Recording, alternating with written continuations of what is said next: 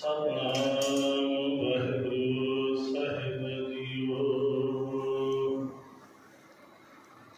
सतनाम वाहिगुरु साहिब जीओ। बेसुमार अथाह अगणित तुलै, ज्यों बुलावो त्यों नानक दास बोलै। ज्यों बोले हैं त्यों बोला मैं स्वामी, कुदरत कवन हमारी। साध संग नानक जस गायो, जो प्रभ की अत प्यारी। सगल गुना के दाते स्वामी, बिनो सुनो एक दीना। देहो दर्श नानक बलिहारी, जियड़ा बल बल कीना। सतनाम वाहिगुरु साहिब जीओ। सतनाम वाहिगुरु साहिब जीओ।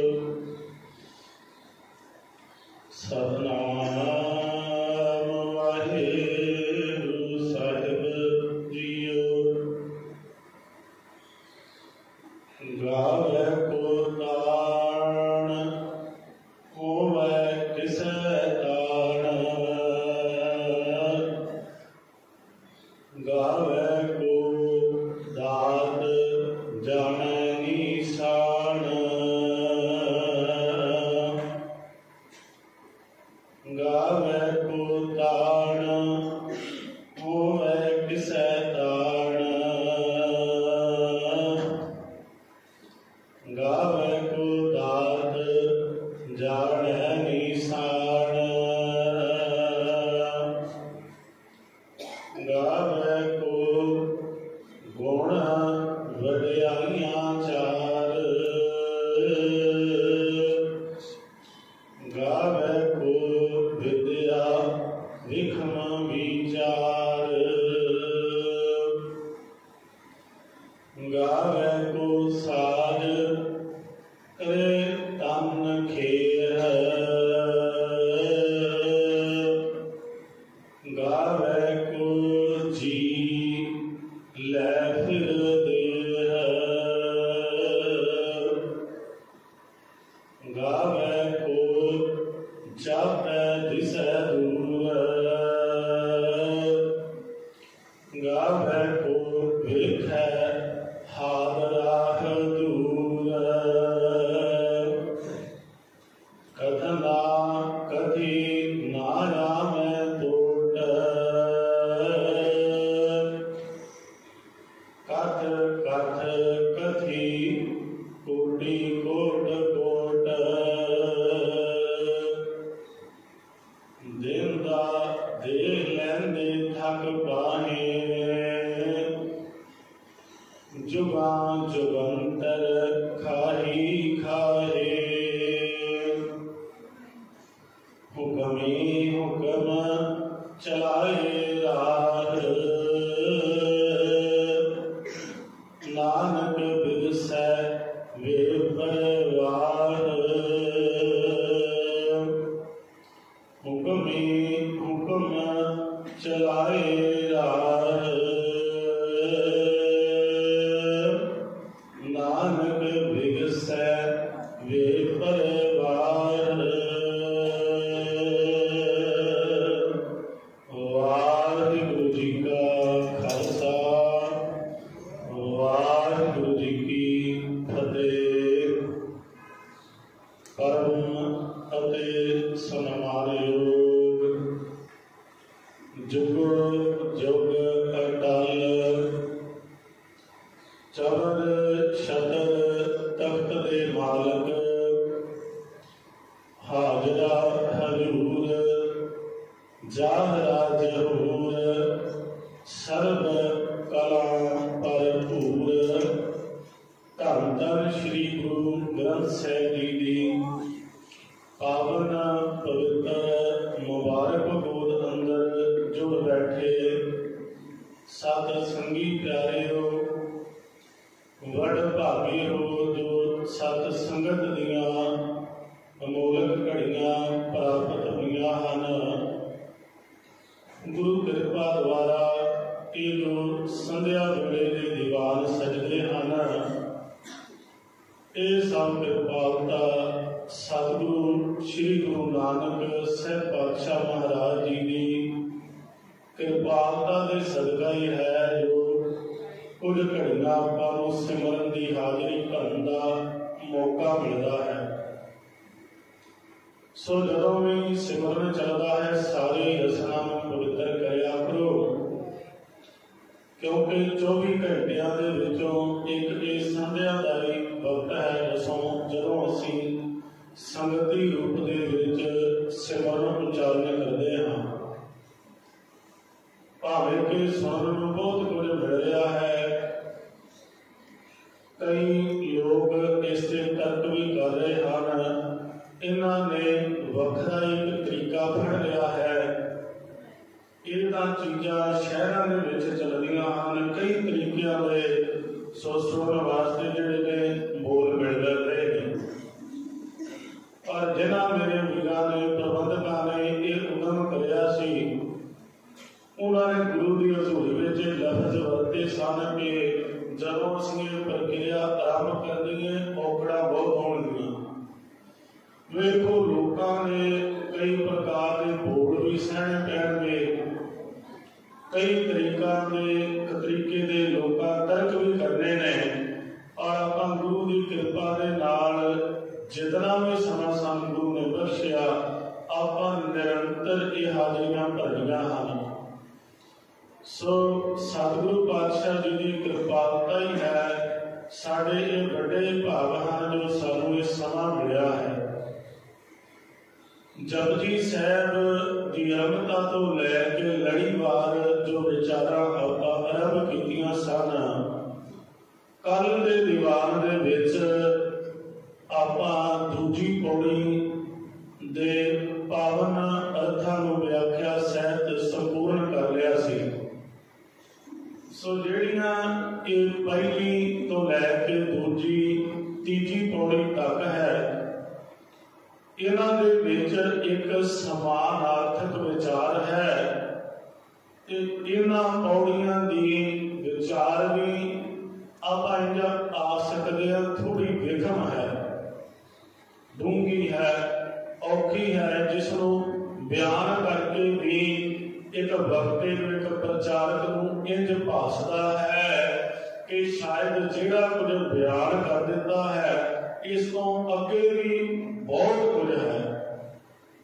सो मन बड़ा करता है इन्हां पौड़ी की व्याख्या के ऊपर कई दिन लाइए, पर साडे कोल इन्ना समा नहीं है, इस करके संखेप रूप के इस विचार को अगे तोड़िया जा रहा है।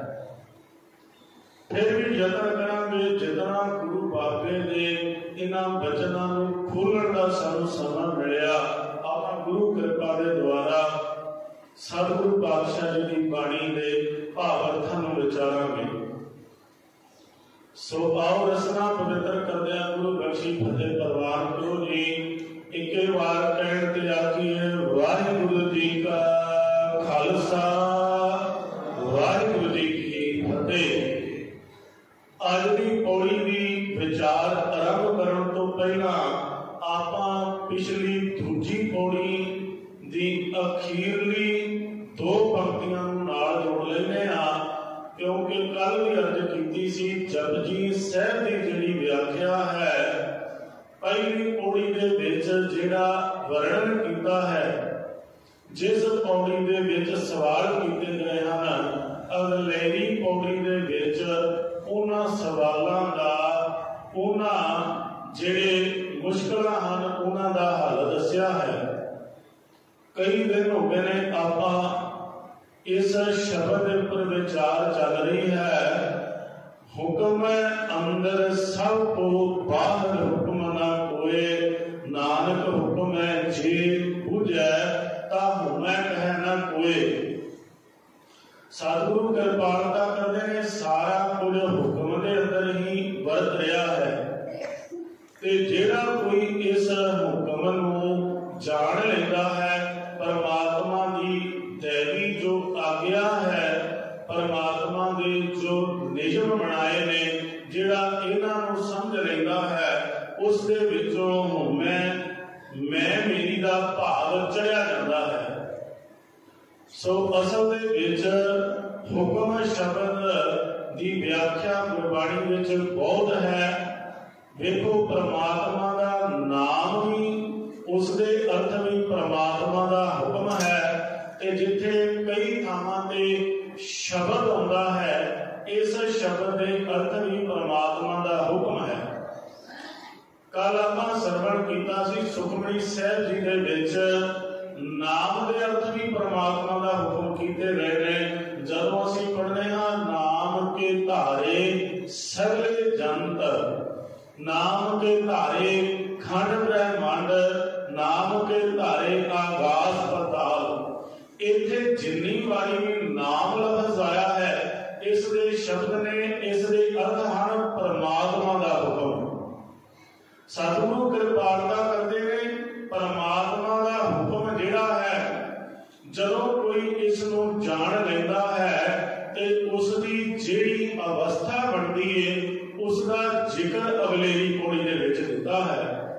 जदों तीजी पौड़ी आरंभ होवेगी तां जिहड़ा हुक्म दे विच चल पवेगा, जिहड़ा हुक्म नूं जान लवेगा, फिर उसके जीवन विच जिहड़ी भी घटना घटेगी, वो आखेगा हे परमात्मा, ये सारा तेरियां दित्तियां ही दातां ने, गावे को ताण होवे किसे ताण, जे किते उसनूं ताकत दा अनुभव नहीं होया तां उसने आख दिता परमात्मा, ये जिहड़ा ताण है, ये जिहड़ी ताकत है, ये तेरी है, ये जोर तेरा है।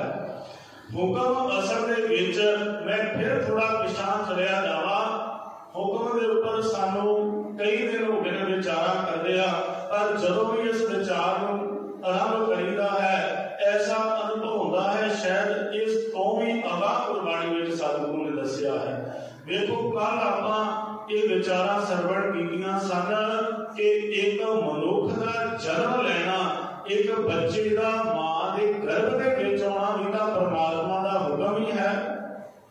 देखो जदों मनुखी शरीर बनया है ते असीं अक्सर आम तौर पर गल करने आ मनुखी शरीर जिहड़ा पंज तत्तां तों बनया है। जिवें आपां गुरबाणी का शब्द भी नाल लै लईए, पांच तत्त को तन रचियो जानो चतर सुजान, कि पांच तत्तां का ये शरीर बनया है। हुण पांच तत्तां का जिहड़ा कॉन्सैप्ट है ना, देखो वेखण नूं तां पांच तत्त बयान करन नूं सौखे लगदे ने, पर जदों इन्हां पांच तत्तां दी व्याख्या गुरबाणी विचों वेखीए तां ये पांच तत्त ऐसे ने जिहड़े आपा विरोधी ने। आपा विरोधी किवें? देखो पांच तत्त ने, हवा है, पानी है, अग है, धरती ते आकाश है। पानी का ते अग का कोई सुमेल नहीं। जिथे अग होगी, अग नूं बलण विच तां ही जिहड़ा है ज्यादा समा लगता है, जदों कोल कोई पानी ना होवे, पानी ते अग का सुमेल नहीं है। धरती ते आकाश की असां गल करनी है ते कदे भी धरती ते आकाश का मेल नहीं होया। इन्हां पंज तत्तां दा देखो जिहड़ा ये इंसानी जामा उस अकाल पुरख ने साधिया ना, वेखो पंज तत्त है आपा विरोधी। पानी ते अग का कोई सुमेल नहीं, धरती ते आकाश का कोई सुमेल नहीं, पर उस परमात्मा का जे हुक्म होया ते उन्हें ये पंज तत्त इकट्ठे कर दिते। आम तौर पर दुनियावी जीवन विच किते भी कोई भी ये दावा नहीं कर सकता कि मैं इन्हां पंजां तत्तां नूं इकट्ठा करते हैं, पर रबी हुक्म के विच तां ये पंज भी इकट्ठे हो जाते हैं। पंज तत्त इकट्ठे हुए ते इंसानी शरीर का जन्म हो गया।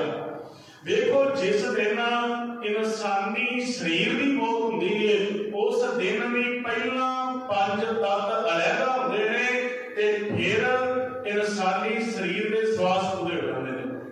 जब आप बाणी विच पढ़ते हाँ, पवने में पवन समाया, ज्योति मह जोत रल जाया, माटी माटी हुई एक, रोवण हारे की कवर टेक। कह लगे असल विच रोना किसनू है? इस शरीर नू रो रहा है।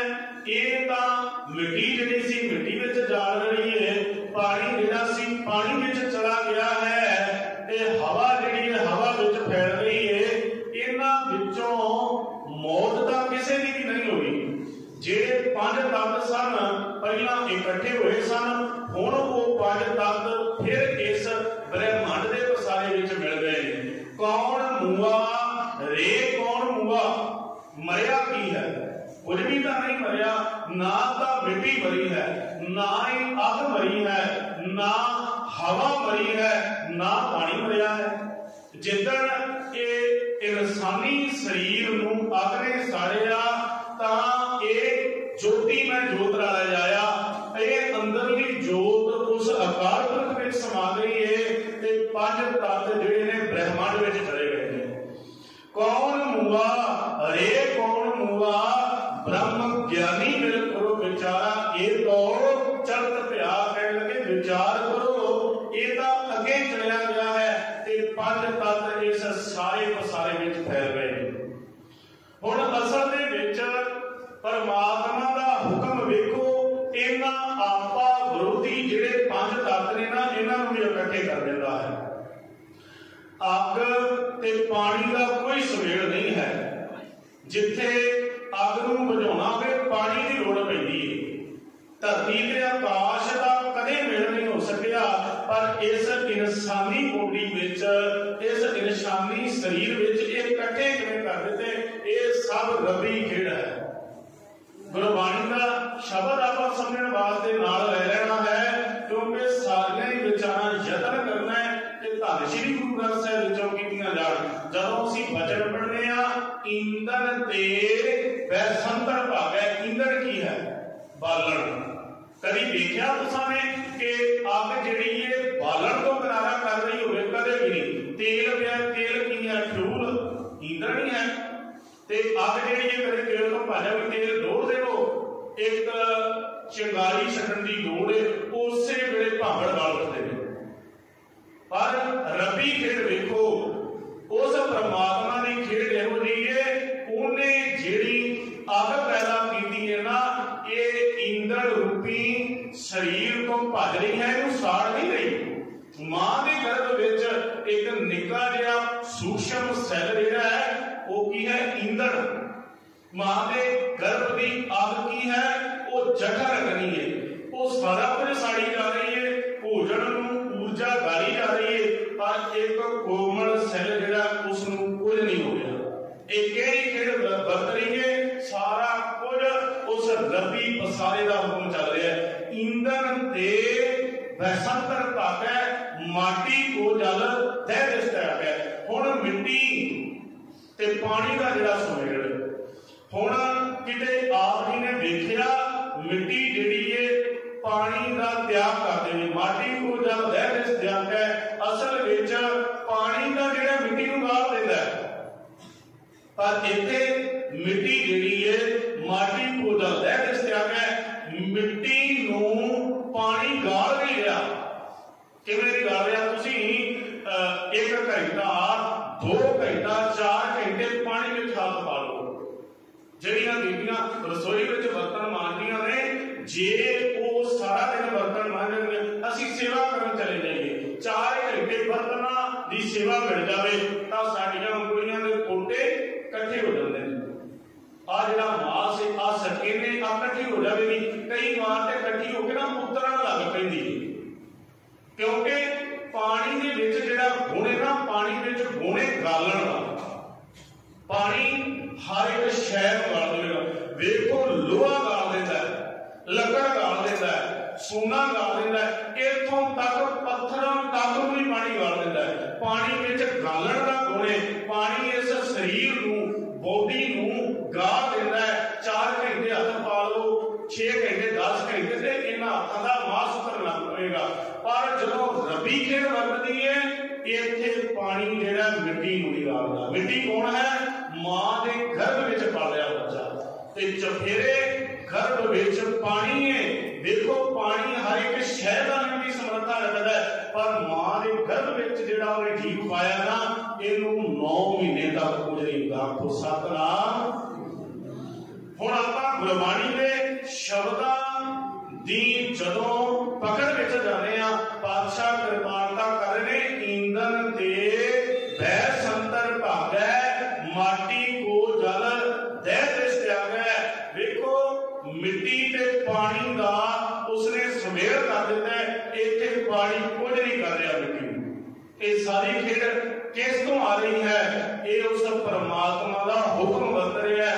जदों उस हुक्म के पसारे नूं कोई जान लेंदा है फिर वो आखदा है कि मेरा किया कछु ना होए, जो किछ करे सो रामै होए। मेरा कीता तां कुछ भी नहीं हुंदा। सारा पसारा तां उसे तो बरत रहा है। सतगुरु पातशाह कृपालता करदे ने, हुक्म है अंदर सब को, सारा कुछ हुक्म विच है। देखो उन्हें शरीर जदों साजिया तां सतगुरु पातशाह जी ने आखिया 5 तत्त को तन रचियो जानो चतर सुजान, 5 तत्कार सृष्ट तुद साजी। आ जिहड़ी सृष्टि सी ना, आ जिहड़ा ब्रह्मांड ते धरती दा पसारा सी, ये भी 5 तत्तां तो बनया। सतगुरु पातशाह कृपालता करदे ने 5 तत्त कर सृष्ट तुद साजी, कोई 6वां करो जे किछ कर सकी है। कोई ऐसा मनुख अज तक पैदा नहीं होया जिहड़ा 6वें तत्त नूं पैदा कर सकिया होए। ये 5 तत्त ने ते 5 ही रहने ने। रही दुनिया तक कोई ऐसा विज्ञानी नहीं बन सकिया जिहड़ा 5वां तत्त पैदा कर सके। दास ने कल आप जी नाल विचार साझे कीते सन कि साइंस अज भी जोर ला रही है कि बॉडी दे विच चलण वाला रगत जिहड़ा है खून पैदा कर सके, पर खून एक शरीर तो लेना पैंदा है। साइंस ने बड़ा जोर ला रहा है। सतगुरु पातशाह कृपालता करते ने, यह है परमात्मा का हुक्म। हुक्म है अंदर सब को, बाहर हुक्म ना कोई। नानक हुक्म है जे बुझे ता हूं मैं कहना कोई भाई। जदों कोई इस हुक्म की खेड़ नूं जान लवेगा ना तां वो कदे भी होवे दा अपने भाव का दावा नहीं कर सकेगा कि सारा कुछ मैं कर रहा हां। तां हुण सतगुरु पातशाह जी ने जिहड़ी इस हुक्म की गल कीती है ना, भई जिहड़ा हुक्म नूं जान लैंदा है वो फिर किस अवस्था विच पहुंचदा है। हुण अगे उस अवस्था का जिक्र आपां गुरबाणी विचों देखना। दलेरी पौड़ी विचों गावै को तान होवै किसै तान। गावै दा अर्थ गौणा, गावै दा अर्थ है वर्णन करना, को दा अर्थ है कोई। गावै को तान, तान दा अर्थ है बल, ताकत, जोर। कोई मनुख जिसदे कोल ताकत है, जिस कोल शक्ति है, जिहदे कोल बल है, जदों उसदे कोल बल आ जाता है ते जे वो हुक्म दी खेड़ नूं मन लवे तां आखदा है परमात्मा ये सारा बल तैथों ही आ रहा है, तेरे कोल ही ताकत लई है। धन गुरु कलगीधर पातशाह जी ने जिस दिन भंगाणी दे जंग विच जित प्राप्त कीती तां सिखा आखिया पातशाह साडी जित होई, साड़ी फतेह हुई। पर गुरु कलगीधर पातशाह ने बचन वरते सन, भाई जीत मेरी कृपा काल मेरी। काल दा ते परमात्मा, ये मेरी जिहड़ी जित हुई है मेरी नहीं, ये परमात्मा दी अकाल पुरख दी कृपा है। उसकी कृपा दे नाल उस परमात्मा दी जित है। ये ताकत, ये बल जिहड़ा है तैथों आया है। बाबा कबीर साहब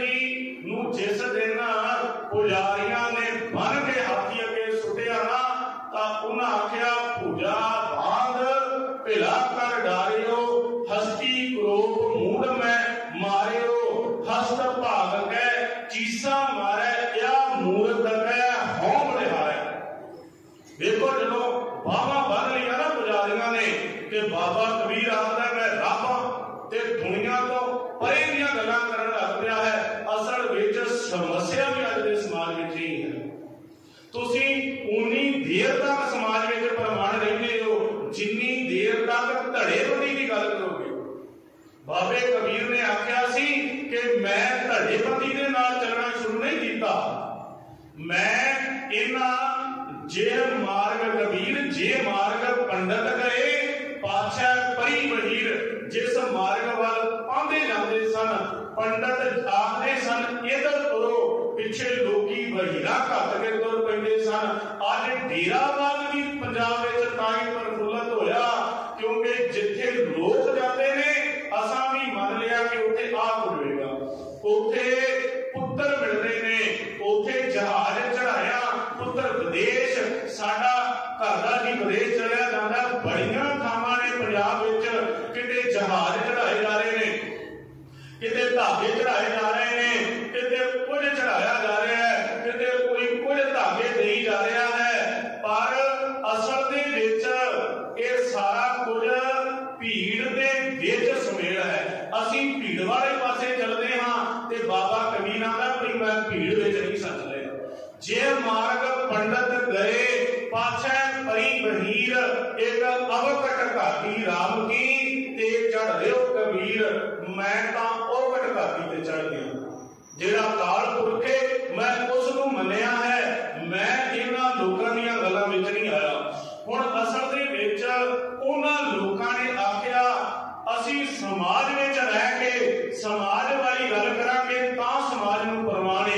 वेखो गुरु अर्जन पातशाह जी दा शहादत दा समा सारा सिख इतिहास इस गल की गवाही भरदा है कि जे पातशाह उस वक्त दे हुक्मराना दा क्या प्रमाण कर लेंदे तो कोई शहीदियां नहीं सकती। चारे पुत्र क्यों मारने पे, अपनी माता क्यों शहीद करवानी पई, आनंदपुर का किला क्यों छड्डना पिया, क्योंकि वक्त दे हुक्मरान दा जिहड़ा हुक्म है वो मन्निया नहीं पातशाह ने। देखो जिस दिन करतारपुर वसाया, करतारपुर वसाउण वाला गुरु नानक पातशाह सी ते जिस दिन देखिया ना गुरु अंगद पातशाह ने करतारपुरे दे विच उन्हां दा कब्जा हो गया है। जे गुरु नानक दी विचारधारा नूं पासे लगाना चाहुंदे ने ते गुरु अंगद पातशाह ने करतारपुर छड्ड दित्ता सी। करतारपुर छड्ड के जा गुरु वसाया सी गुरु अंगद पातशाह ने। वेखो अज भी एक मैं होर अर्ज करने असीं आने भाई गुरु ग्रंथ साहिब समान हैं। जिहड़ा गुरु ग्रंथ साहिब का स्वरूप डेरे विच पिया है ते कोई गुरु ग्रंथ साहिब का स्वरूप साडे ते पिया है। जिहड़ा गुरु ग्रंथ साहिब जी का पावन स्वरूप श्री अमृतसर हरमंदिर विच पिया है, कोई पातशाह का स्वरूप इत्थे मौजूद है। पर माफ करना जदों अक्सर दरबार साहिब जाईदा है उत्थे जदों पालकी आउंदी है ते लोकां दी भीड़ इदां भज पैंदी है, एक दूजी दे पैर मिलदे आ, किसी दा पैर नहीं कोई मिलदा। भीड़ दे विच हर एक चाहुंदा है कि मैं सोने दी पालकी नूं मोढ़ा देवां। की ओह मोढ़ा गुरु ग्रंथ साहिब नूं दित्ता जा रहा है? नहीं, इत्थे तां गुरु घर दे विच ग्रंथी प्रकाश करदा है। कई इहो जिहे पिंड ने जिथे दो जी भी नहीं होंदे, असीं आने गुरु तां वही है। हुण कई पिंडां दे विच तां प्रकाश करन वक्त एक बंदा भी नहीं हुंदा। इत्थे उत्थे वेखो वड्डे वड्डे पुजारियां दा माफ करना ये ना समझना पई किसे स्थान ते करक ने। वेखो गुरु दे आशा तो गुरु के हुक्म तो जदों ही असीं उल्ट चल पए तां पातशाह ने इस नूं प्रमाण नहीं कीता। वेखो उत्थे असीं पैर मिलदे आ, कई असीं लोग उत्थे क्यों ने वेखे जिहड़े नेत्रां विच जल भर लेंदे ने भाई इत्थे तां शांति बहुत है, इत्थे तां अंदर नूं एकाग्रता बड़ी मिलदी है। ते प्यारे इत्थे अज की हो गया? की गुरु ग्रंथ साहिब का स्वरूप बदल गया? नहीं, असीं सोने दीयां पालकियां नूं मोढ़ा देने आ, असीं गुरु ग्रंथ साहिब नूं मोढ़ा थोड़ी देने आ। फिर जे असीं गुरु ग्रंथ साहिब नूं मोढ़ा देना चाहुंदे आ, जे सचमुच सानूं गुरु ग्रंथ साहिब तो सुख मिलदा है तां आ पिंडां दे गुरुद्वारियां विच की हो गया? इत्थे गुरु ग्रंथ साहिब का स्वरूप बदल गया। इत्थे गुरु ग्रंथ साहिब की थां ते रुमाले थले होर प्रकाश हो गया? नहीं, गुरु वही है, साडी भावना बदल गई है। यतन करो, नियम बना लो। अज उस स्थान से जाना है जिथे 15 घर ने, जिथे कोई भी नहीं आउंदा, ते अज उत्थे गुरु ग्रंथ साहिब दा प्रकाश कराउण चले आंदे। पैदल चल के जाओ, इत्थे साडी भावना पता लगे ना कि गुरु प्रति साडी भावना है। भावना उत्थे जाके विखा रहे हैं जिथे गुरु ग्रंथ साहिब की सेवा विच अणगिणत लोग लगे हुए ने। असल दे विच संत राम उदासी ने आख्या सी, कहने लगे बाबा जदों तो तेरे लहने के मर्दाने खत्म हो गए ने ना, ते पातशाह तू लालो दे घर विच आउणा ही छड्ड दिता है। अज लहने के मर्दाने है किहड़े लालो दे घर विच जावे। असीं तां अज ਉਹ ਲਾਲੋ ਤੁਰੇ ਫਿਰਦੇ ਨੇ ਜਿਹੜੇ ਰਕਸ਼ਾ ਚਲਾਉਂਦੇ ਨੇ, ਜਿਹੜੇ ਗੁਰੂ ਗ੍ਰੰਥ ਸਾਹਿਬ ਨੂੰ ਇੱਕ ਰਮਾਲਾ ਵੀ ਭੇਟ ਨਹੀਂ ਕਰ ਸਕਦੇ, ਕਿਉਂਕਿ ਪਾਤਸ਼ਾਹ ਤੇਰੇ ਉੱਪਰ ਤਾਂ 2.5 ਲੱਖ ਦੇ ਚੰਦੋਏ ਸਾਹਿਬ ਲੱਗ ਰਹੇ ਨੇ। ਇੱਥੇ ਕੋਈ ਲਾਲੋ ਨਹੀਂ ਮਿਲਣਾ ਜਿਹੜਾ 150 ਰੁਪਈਆ ਦਾ ਰਮਾਲਾ ਦੇ ਕੇ ਭਾਵਨਾ ਪੂਰੀ ਕਰ ਸਕੇ। ਉੱਥੇ 51 ਦੀ ਦੇਰ ਦੀ ਥਾਲੀ ਮਿਲਦੀ ਹੈ। ਬਿਜ਼ਨਸ ਹੋ ਰਿਹਾ ਹੈ। माफ करना, मैं जिस दिन विचारों की रंता की सी, मैं प्रबंधकों नाल ये विचार किए सन कि ये बोर्ड जिहड़े ने ये बचन प्रमाण नहीं करने समय के लोगों ने। ये अक्सर देखिया असीं स्टेजां ते गालां तक भी खादियां ने, असीं लोकां तो उलामे भी सहे ने, पर गुरु ग्रंथ साहिब की हजूरी विच बैठ के जिहड़ा बिजनेस है, जिहड़ा इहदे नाम ते बिजनेस करेगा, जिहड़ा इहदे नाम ते अपने कारोबार खड़े कर लवेगा, कभी भी वो प्रमाण नहीं होएगा। सतगुरु गुरु ग्रंथ साहिब की कृपा के नाल बोलते आए हैं ते हमेशा कुकर्मां दे विरुद्ध बोलते रहांगे। ते देखो 51 की थाली विक रही है। उत्थे कमरियां दीयां चाबियां सांभ दित्तियां जांदियां ने VIP लोकां वास्ते। भई आ VIP बंदा होना है वास्ते कमरे दीयां चाबियां लोगों देखो, ते साडे वर्गे आम बंदे ਜਿਹੜੇ ਦੇ ਪ੍ਰਕਰਮਾਂ ਦੇ ਵਿੱਚ ਰਾਤਾਂ ਕੱਢਦੇ ਨੇ। ਕੀ ਇਹ ਗੁਰੂ ਗ੍ਰੰਥ ਸਾਹਿਬ ਦਾ ਸਿਧਾਂਤ ਹੈ? ਇੱਥੇ ਗੁਰੂ ਨਾਨਕ ਵੀ ਦਾ ਉਸ ਦਿਨ ਮਨਾ ਕਰ ਦਿੱਤਾ, ਕਰ ਦੇਣਾ ਚਾਹੀਦਾ ਸੀ। ਜਿਸ ਦਿਨ ਮਲਕ ਭਾਗੂ ਨੇ ਰਾਜ ਭੋਜ ਤੇ ਸੱਦਿਆ, ਬੰਦੇ ਭੇਜੇ, ਭਾਈ ਲਾਲੋ ਦੇ ਘਰ ਦੇ ਵਿੱਚ ਗਏ, ਤੇ ਜਦੋਂ ਮਲਕ ਭਾਗੋ ਦੇ ਬੰਦੇ ਆਏ, ਧੰਨ ਗੁਰੂ ਨਾਨਕ ਪਾਤਸ਼ਾਹ ਨੇ ਆਖਿਆ ਸੀ ਨਹੀਂ ਆਣਾ। ਉੱਥੇ ਹੁਣ ਉਹਨਾਂ ਬੰਦਿਆਂ ਕਿਹਾ ਪਾਤਸ਼ਾਹ ਉੱਥੇ ਤਾਂ 36 ਪ੍ਰਕਾਰ ਦੇ ਭੋਜਨ ਨੇ, ਆ ਲਾਲੋ ਦੇ ਘਰ ਦੇ ਵਿੱਚ ਕੀ ਹੈ? ਆ 2 ਵਕਤ ਦੀ ਰੋਟੀ ਤੇ ਪਕਾ ਨਹੀਂ ਸਕਦਾ, ਤਰਖਾਣੇ ਦਾ ਕੰਮ ਕਰਦਾ ਹੈ। ਪਾਤਸ਼ਾਹ ਨੇ ਆਖਿਆ ਨਹੀਂ, ਇਹਦੀ ਰੋਟੀ ਵਿੱਚ ਸਕੂਨ ਹੈ। ਮਲਕ ਭਾਗੋ ਦੀ ਰੋਟੀ ਦੇ ਵਿੱਚ ਲੋਕਾਂ ਦੀ ਰੱਤ ਨਿਚੋੜੀ ਹੋਈ ਹੈ। ਪਰ ਅੱਜ ਅਸੀਂ ਕਿਹੜੀ ਭਾਵਨਾ ਸਮੋਈ ਬੈਠੇ ਆ? ਅਸੀਂ ਤੀਰਥਾਂ ਦੀ ਉਹੀ ਭਾਵਨਾ ਸਮੋਈ ਬੈਠੇ ਆ ਜਿਨ੍ਹਾਂ ਦੇ ਉੱਪਰ ਗੁਰਬਾਣੀ ਨੇ ਟਾਂਕਣ ਕੀਤਾ कि असी तीर्थ नूं कह कबीर हों भया उदास, तीर्थ बड़ा के हर का दास। तीर्थ बड़ा है कि रब की बंदगी करने वाला, असा तीर्थ बड़े कर देते। माफ करना, गुरुद्वारियां में कोई तर्क नहीं, पर साडी विचारधारा ने गुरु ग्रंथ साहिब भी पढ़ लिया। सतगुरु गुरु पातशाह कलगीधर पिता ने आख्या मेरी जिद थोड़ी है, ये जिद तां परमात्मा की जिद हुई है। गावे को तान हो गए किसे तान। अगलिया ने पुजारी धड़े ने बाबे कबीर नूं बन के संगड़ा के नाल हाथी अगे सुट दिता। पूजा मांग, पूजा दा अर्थ बावां, दोवें बावां बन लईआं ते बावां बन के हाथी अगे सुट दिता। वेखो हुण इत्थे बाबा कबीर की आखदा है, पूजा बांग पिला कर डारियो, हस्ती क्रोप मूड में मारियो, हस्त भाग के चीसा मारै, या मूर्त के होमले हारै। बाबे कबीर ने देखो जिहड़ा अंदरों रब नाल जुड़िया ना, उन्हें इत्थे तर्क नहीं कीता। देखो बाबे कबीर वर्गा बड़ा तर्कवादी कोई नहीं गुरबाणी विच, पर इत्थे उन्हें की कीता? इत्थे बाबे कबीर ने भी रबी भावना का जिक्र किया। जदों बाबे कबीर ने आख्या कहन लगे क्या मूर्त के होमले हारै, हस्त भाग के चीसा मारै, तां बाबे कबीर ने आख्या परमात्मा तू किन्ना किन्ना बड़ा है। आ हाथी विच बल पाउण वाला भी तू ही है, जेड़ा तेरे कोल ताकत है ना। देखो तू इस हाथी दे विच इस शरीर विच इन्नी ताकत भर दी है जिहड़ा अज मेरे ते चढ़ के आ गया है। हस्त भाग के चीसा मारे या मूर्ख कै हमले हारे। बाबे कबीर ने आख्या मैं इस हाथी को भी बलिहारे जाना। देखो आ मार रहा हाथी ते बाबा कबीर आख रहा मैं बलिहार जाना, क्योंकि रब्बी दात नूं समझ बैठे बाबा कबीर। इस हाथी विच तेरी ताकत तेरा बल काम कर रहा है, ये तू ही इहदे काम कर रहा है। हस्त भाग के चीसा मारे या मूर्ख कै हों बलिहारे। आ जिहड़ा हाथी फुंकारे मारदा मेरे वाल आ रहा ना, रब्बा आ तेरी ही दात है या मूर्ख कै हों बलिहारे। जिस विच ताकत आ जाती है, जदों कोई पावर का मालक बन जाता है तो वह आखदा है आ सारा ही बल आ सारी ताकत तेरी है। गावे को तान होवे किसे तान, गावे को दात जाने निशान।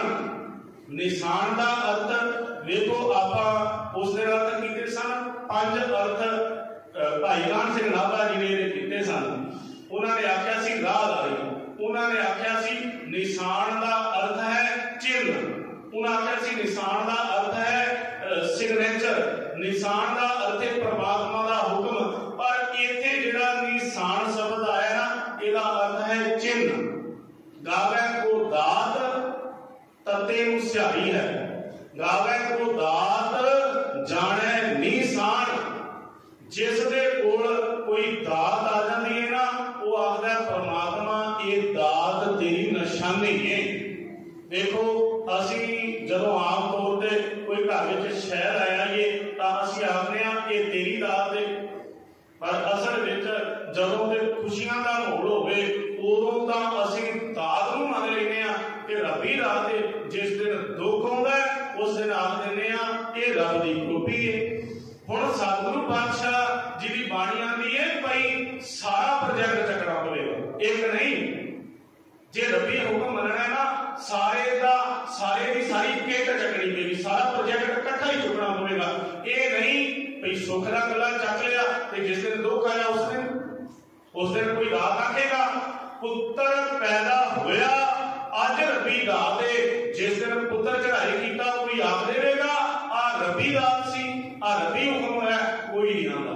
असी सुख दे विच रब्बी दात मान लेने आ। जिस दिन दुख आउंदा है उस दिन आखदे आ रब्बा तेरा वैर सी साडे नाल। कई लोग गुरुद्वारे आना छड्ड देंदे ने जदों कोई घर दा पुरानी चढ़ाई कर जावे, पर इत्थे पातशाह ने बाणी विच आखिया है केतियां दुख भूख सब मार ए भे दात तेरी दातार। भावें किन्ने भी दुख आ जाण, भावें भुख आ जावे, भावें समय की मार भी पै जावे, भावें सारा समाज उल्ट हो जावे, उदों भी मैं आखांगा कि हे परमात्मा ये सारी तेरी दात है। दात नूं कोई उस परमात्मा की निशानी मान लैंदा है जिहड़ा उस हुक्म की क्रिया नूं जान लैंदा है। धन गुरु तेग बहादुर साहब पातशाह जदों आसाम के इलाके वाल गए ना, तो गुरु सवारे उन्हां दा मिलाप राजा राम राय दे नाल होया सी। जदों राजा राम राय आया ना तो गुरु तेग बहादुर साहब पातशाह नूं मिले ते राजा राम राय थोड़ा पिछे हट के बैठ गया संगत ते राजा राम राय के नेत्र सिगल हो गए। गुरु तेग बहादुर साहब पातशाह की पारखू नजर ने पहचान लिया ते अगे बुला लिया, कहने लगे राजन तू पिछे होकर बैठ गया है ते की कारण है, तेरा चेहरा तो उतरिया होया है। उसने आख्या पातशाह दाता दे बड़ियां ने पर दाता नूं सामण वाला घर दे विच कोई नहीं। असल विच घर दे विच संतान ही पैदा नहीं हुई, की करांगा इन्हां राजपाट किस नूं दे के जावां। इसे क्रिया दे विच बड़े लोकां दे कोल जाया। उस वक्त गुरु तेग बहादुर साहब पातशाह जी ने आख्या, कह लगे राजा राम राय तेरे घर विच परमात्मा की कृपा नाल पुत्र पैदा होगा, पर साडी एक गल मान लै, तू अपने उस पुत्र नूं सिक्खी की दात विच रखेगा, सिख बनावेगा। राजा राम ने राय ने आख्या पातशाह मेरे होर बड़े पद जिहड़े हो सकते, मेरे घर में बच्चा पैदा हो जाए, मेरे राज को सामण वाला आ जाए, मैं तो अज तो तुहाडी सिक्खी धारण कर लेंगा। सतगुरु गुरु तेग बहादुर साहब पातशाह ने आख्या सी, कह लगे आजा नेड़े आजा। हाथ में एक छाप पाई हुई सी, ਉਹਦੇ ਉੱਪਰ एक ओंकार उतरिया होया सी। गुरु तेग बहादुर साहब पातशाह जी ने राजा राम राय के मत्थे विच ला दित्ती वो छाप। जिस दिन घर दे विच पुत्र पैदा होया, बच्चा पैदा होया, गुरु तेग बहादुर साहब जी की तो शहादत हो चुकी सी, पर गुरु कलगीधर पिता सन उस वक्त उम्र छोटी सी। जिस दिन जवान हुए गुरु कलगीधर पिता अनंदपुर साहब विच सन, हुण राजा राम राय भी चढ़ाई कर चुका सी।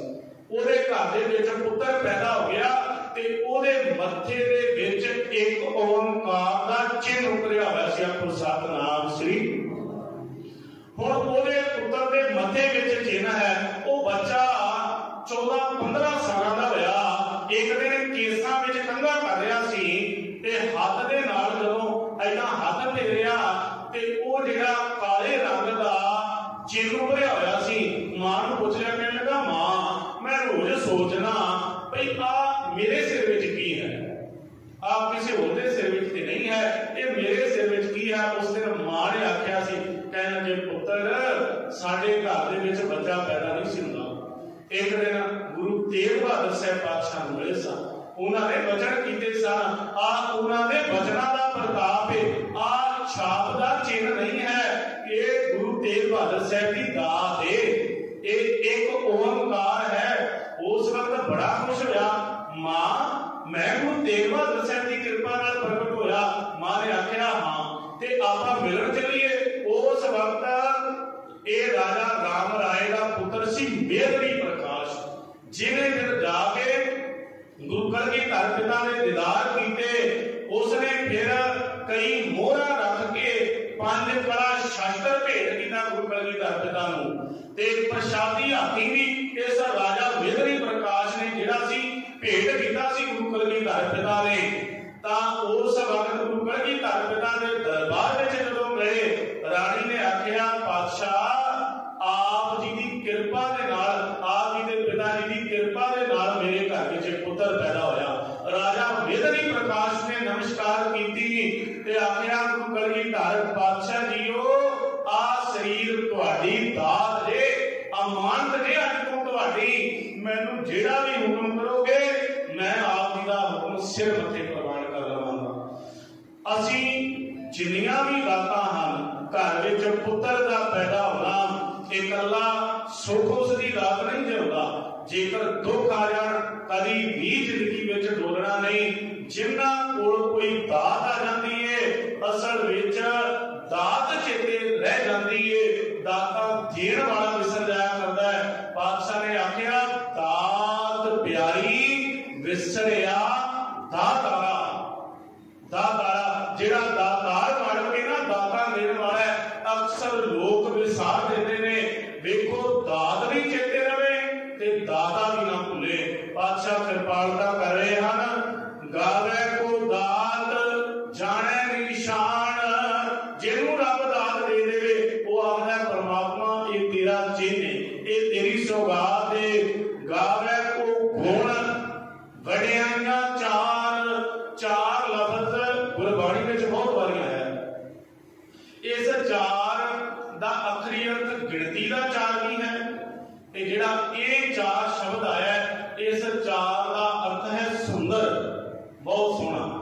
जदों गुरबाणी में आउंदा है चार गवाया हंड के चार गवाया सम, उथे चार दा अर्थ चार चीज़ां, चार पैर। ते जदों गुरबाणी में आउंदा है चार पाप दोए सिंह गुंग मुख तब कैसे गुण गई है, उथे चार दा अर्थ गिनती का चार है। इत्थे चार का अर्थ है सुंदर। गावे को गुण, जिसनूं परमात्मा गुण दे दिया करता है, जिसनूं अमोलक गुणां दीयां दातां दे दिंदा है, वो आखदा परमात्मा आ जिहड़े सुंदर गुण ने ना, आ शोभनीक जिहड़ा गुणां दा सुहपण ने, आ भी सुंदर जिहड़े गुण ने ये भी तेरे तो ही गुण आए हैं। देखो गुरबाणी में जिक्र होता है जिन्नी कोई परमात्मा की उस्तत करता है, जिन्ना ਜਿਹੜਾ ਦਿਆਲੂ ਨਾਲ ਜੁੜ ਜਾਂਦਾ ਹੈ, ਸੁਭਾਵਿਕ ਤੌਰ ਤੇ ਦਿਆਲਤਾ ਆ ਜਾਂਦੀ ਹੈ। ਉਸ ਕਿਰਪਾਲੂ ਨਾਲ ਜੁੜ ਜਾਂਦਾ ਹੈ, ਕਿਰਪਾ ਵਰਤਣੀ ਸ਼ੁਰੂ ਹੋ ਜਾਂਦੀ ਹੈ। ਜਿੰਨੇ ਗੁਣ ਪਰਮਾਤਮਾ ਦੇ ਨੇ, ਪਰਮਾਤਮਾ ਦੇ ਗੁਣ ਜਿਹੜੇ ਨੇ ਸਿਮਰਨ ਕਰਨ ਵਾਲੇ ਵਿੱਚ ਪ੍ਰਵੇਸ਼ ਕਰ ਜਾਇਆ ਕਰਦੇ ਨੇ। ਪਰਮਾਤਮਾ ਦੇ ਗੁਣ ਬਹੁਤ ਨੇ। ਜਦੋਂ ਉਹ ਨਿਰਾਕਾਰ ਤੋਂ ਸਾਕਾਰ ਰੂਪ ਧਾਰਨ ਕਰਦਾ ਹੈ ਤੇ ਦੁਨੀਆ ਨੂੰ ਆਪਣੇ ਗੁਣ ਪ੍ਰਗਟ ਕਰਕੇ ਰੱਖ ਦਿੰਦਾ ਹੈ। ਨਿਰਗੁਣ ਦੇ ਵਿੱਚ ਗੁਣ ਤਾਂ ਪਏ ਨੇ, ਪਰ ਉਹ ਗੁਣਾਂ ਦਾ ਜ਼ਿਕਰ ਅਸੀਂ ਕਰ ਸਕਦੇ ਆ, ਉਹਨਾਂ ਗੁਣਾਂ ਨੂੰ ਵੇਖ ਨਹੀਂ ਸਕਦੇ। ਜਿਸ ਦਿਨ ਨਿਰਾਕਾਰ ਸਾਕਾਰ ਰੂਪ ਧਾਰਨ ਕਰਦਾ ਹੈ, ਉਸ ਦਿਨ ਉਹ ਗੁਣ ਸਮਾਜ ਕੇ ਪ੍ਰਗਟ ਕਰ ਦਿੰਦਾ ਹੈ। ਗੁਰਬਾਣੀ ਵਿੱਚ ਜਦੋਂ ਜ਼ਿਕਰ ਆਇਆ ਹੈ, ਸਤਿਗੁਰੂ ਪਾਤਸ਼ਾਹ ਕਿਰਪਾਲਤਾ ਕਰਦੇ ਹਨ। ਨਿਰਗੁਣ ਵੀ ਹੋਈ, ਸਰਗੁਣ ਵੀ ਹੋਈ, ਕਲਾਕਾਰ ਜਿਨ ਸਗਲੀ ਹੋਈ। ਜਿਸ ਪਰਮਾਤਮਾ ਨੇ ਆਪਣੇ ਗੁਣਾਂ ਨਾਲ ਇਹ ਸ੍ਰਿਸ਼ਟੀ ਨੂੰ ਮੋਹਿਆ ਵੀ, ਅਚੰਭਤ ਵੀ ਕੀਤਾ, ਜਿਸ ਦਿਨ ਉਹਨੇ ਨਿਰਾਕਾਰ ਤੋਂ ਸਾਕਾਰ ਰੂਪ ਧਾਰਨ ਕੀਤਾ। ਵੇਖੋ, ਜ਼ਿਆਦਾ ਬਿਖਮਤਾ ਵਿੱਚ ਡੂੰਘਾਈ ਵਿੱਚ ਜਾਣ ਦਾ ਸਮਾਂ ਨਹੀਂ। ਇੱਥੇ ਪਾਤਸ਼ਾਹ ਕਿਰਪਾਲਤਾ ਕਰ ਰਹੇ ਨੇ। ਗਾਵੇ ਕੋ ਗੁਣ ਵਡਿਆਈਆਂ ਚਾਰ, ਕੋਈ ਪਰਮਾਤਮਾ ਦੀਆਂ ਵਡਿਆਈਆਂ ਦਾ ਜ਼ਿਕਰ ਕਰਦਾ ਹੈ ਜਦੋਂ ਉਸ ਨੂੰ ਪਰਮਾਤਮਾ ਗੁਣਾਂ ਦੀ ਦਾਤ ਬਖਸ਼ ਦਿੰਦਾ ਹੈ। ਗਾਵੇ ਕੋ ਗੁਣ ਵਡਿਆਈਆਂ ਚਾਰ, ਗਾਵੇ ਕੋ ਵਿਦਿਆ ਵਿਕਰਮ ਵਿਚਾਰ। ਵਿਦਿਆ ਦਾ ਅਰਥ ਹੈ ਪੜ੍ਹਾਈ। ਵਿਦਿਆ ਦਾ ਅਰਥ ਇਕੱਲੀ ਪੜ੍ਹਾਈ ਨਹੀਂ। ਵਿਦਿਆ ਦਾ ਅਰਥ ਹੈ ਉਹ ਸਾਰਾ ਕੁਝ ਜਿਹੜਾ ਅਸੀਂ ਸਿੱਖਿਆ ਦੇ ਤੌਰ ਤੇ ਪ੍ਰਾਪਤ ਕਰ ਰਹੇ ਹਾਂ। ਕਿਸੇ ਵੀ ਪ੍ਰਕਾਰ ਦੀ ਕਿਸੇ ਨੇ ਸਿੱਖਿਆ ਪ੍ਰਾਪਤ ਕਰ ਲਈ। ਗਾਵੇ ਕੋ ਵਿਦਿਆ ਵਿਖਮ, ਵਿਖਮ ਦਾ ਅਰਥ ਹੈ ਔਖੀ। ਜਿਸ ਕਿਸੇ ਮਨੁੱਖ ਨੇ ਜਦੋਂ ਔਖੀ ਪੜ੍ਹਾਈ ਵਿਦਿਆ ਹਾਸਲ ਕੀਤੀ ਤਾਂ ਉਹਨੇ ਉਸ ਵਿਦਿਆ ਦੀ ਵਿਚਾਰ ਕੀਤੀ, ਤਾਂ ਉਹਨੇ ਆਖਿਆ ਇਹ ਵਿਦਿਆ ਕਿਸ ਦੀ ਹੈ, ਇਹ ਪੜ੍ਹਾਈ, ਇਹ ਸਿੱਖਿਆ ਕਿਸ ਤੋਂ ਲਈ ਹੈ। ਇਹ ਸਾਰਾ ਕੁਝ ਗਿਆਨ ਪਰਮਾਤਮਾ ਤੋਂ ਆਇਆ ਹੈ।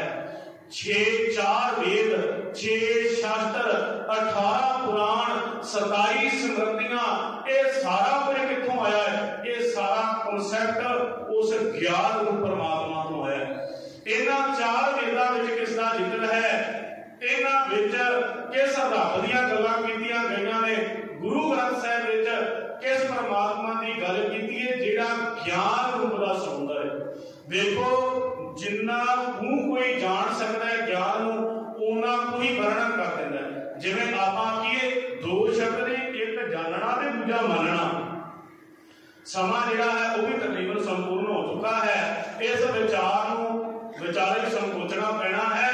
ਜਿਹੜਾ ਮਨੁੱਖ ਅਸਲ ਵਿੱਚ ਇਸ ਕਨਸੈਪਟ ਨੂੰ ਸਮਝ ਲੈਂਦਾ ਹੈ, ਇੱਕ ਹੈ ਮੰਨਣਾ, ਦੂਜਾ ਹੈ ਜਾਣਨਾ।